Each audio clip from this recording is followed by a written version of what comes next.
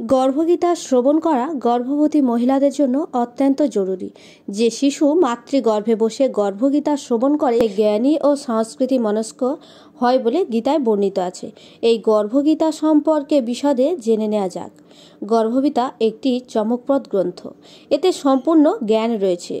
কৃষ্ণ বলেন, যে ব্যক্তি গর্ভগীতা শোনেন এবং মানেন সে পুনরায় গর্ভবাসে আসে না, সে জন্ম মৃত্যুর চক্র থেকে মুক্তি পায়। মনে করা হয় কোনো গর্ভবতী মহিলা গর্ভগীতা শ্রবণ করে তার গর্ভে থাকা শিশু ভালো সংস্কার লাভ করে।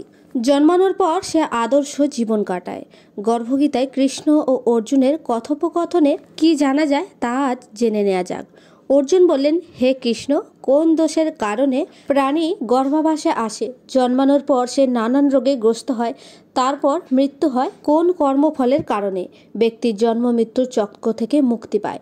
কৃষ্ণ বলেন, হে অর্জুন, এই মনুষ্য অন্ধ ও মূর্খ, এরা সংসারের ভালোবাসা ও মোহে জড়িয়ে পড়ে। এই পদার্থ আমিই পেয়েছি এবং তা আমিই লাভ করব, এমন চিন্তা তার মন থেকে দূর হয় না। অষ্টপ্রহর সে মায়ার আশায় বসে থাকে। এই কারণে সে বারংবার জন্মায় এবং মৃত্যু লাভ করে সে গর্ভাভিষে কষ্ট ভোগ করতে থাকে।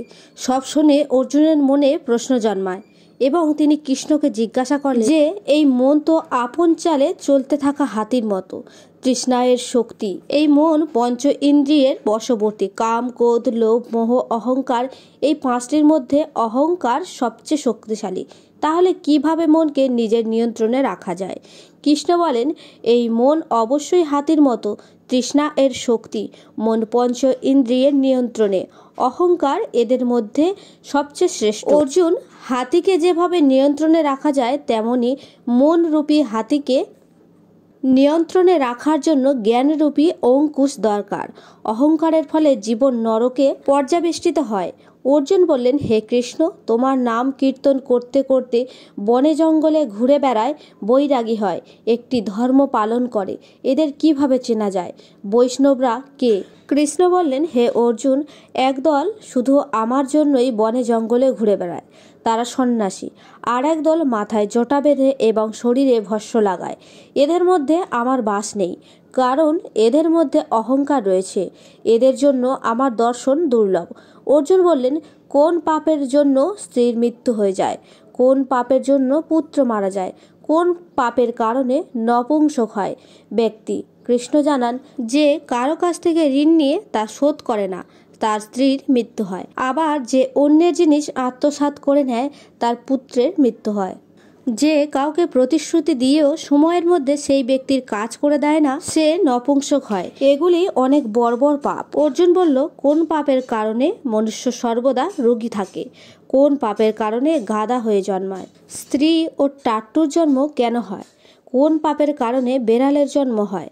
কৃষ্ণ বললেন, হে অর্জুন, যে ব্যক্তি কন্যা দান করে এবং সেই দানের মূল্য নেয়, সে দোষী ও সদা রোগী থাকে। যে বিষয় বিকারের কারণে মদ্যপান করে, সে ঘোড়া হয়ে জন্মায়। যে মিথ্যা সাক্ষী প্রদান করে, সে স্ত্রী হয়ে জন্মায়। আবার যে স্ত্রী রান্না করে প্রথমে ভোজন করে নেয় এবং পরে পরমেশ্বরকে অর্ঘ্য দান করে, সে বিড়াল হয়ে জন্মায়। আবার যে ব্যক্তি নিজের এত খাবার দাবার দান করে, সে মহিলা হয়ে জন্মায়, তার দাসী হন। অর্জুন বললেন, হে কৃষ্ণ, কিছু মনুষ্যকে আপনি স্বর্ণ দিয়েছেন, তারা কোন পূর্ণ করেছেন? কৃষ্ণ বললেন, অর্জুন, যারা স্বর্ণ দান করেছে তারা ঘোড়া বাহন লাভ করে। পরমেশ্বরের নিমিত্তে কন্যা দান করলে সে পুরুষের জন্ম লাভ করে।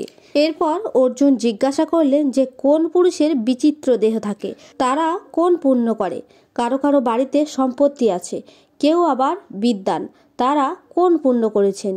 কৃষ্ণ বললেন, অর্জুন, যারা অন্ন দান করেছেন তাদের স্বরূপ সুন্দর, যারা বিদ্যা দান করেছে তারা বিদ্বান, যারা সন্তানদের সেবা করেছেন তারা পুত্রবান। অর্জুন বললেন, হে কৃষ্ণ, কারো অর্থের প্রতি ভালো রয়েছে, কারো আবার মহিলাদের প্রতি প্রীতি রয়েছে, এর কারণ আমাকে বুঝিয়ে বলুন। অর্জুনের প্রশ্নের উত্তরে কৃষ্ণ জানান, ধন এবং স্ত্রী এই সবই নশ্বরূপ, কিন্তু আমার ভক্তির কোনো নাশ নেই। অর্জুন বললেন, কোন ধর্মের কারণে এই রাজপাদ লাভ করা যায়? আবার কোন ধর্ম পালন করলে বিদ্যা লাভ করা যায়? কৃষ্ণ বলেন, যে ব্যক্তি কাশীতে নিষ্কাম ভক্তিতে তপ করতে করতে দেহত্যাগ করে, তারা রাজা হয়ে জন্মায়। আবার যারা গুরুর সেবা করে তারা বিদ্বান হন। অর্জুন বললেন, পরিশ্রম ছাড়াই আকস্মিক ধন লাভ করেন তারা কোন পুণ্য করেছেন? কৃষ্ণ বললেন, যারা গোপনে দান করেছেন তারা আকস্মিক ধন লাভ করেন, আবার যারা ঈশ্বরের কাজ ও অন্যের কাজ করেছেন তারা রোগমুক্ত থাকেন।